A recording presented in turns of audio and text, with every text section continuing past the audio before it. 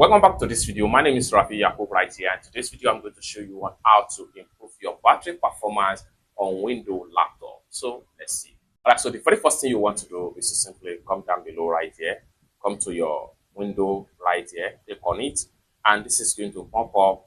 Then navigate to settings, just like so. Next thing you need to do is to simply navigate to system right here. Click on system, take you right here. And next thing you need to do is to simply navigate to battery right here. Then take you to all your battery section right here and the apps that consume your battery, just like so right here. So you can scroll down, everything is going to be shown right here.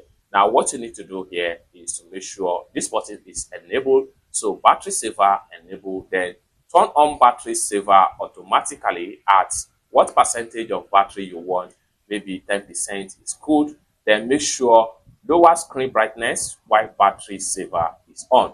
It's as simple as that. So with that, your battery life performance is going to be improved, and each time you have a very low battery on your PC, you will receive an alert from this particular setting. It's as simple as that. So basically, this is how best to improve your battery health and have battery performance on Windows 10 laptop.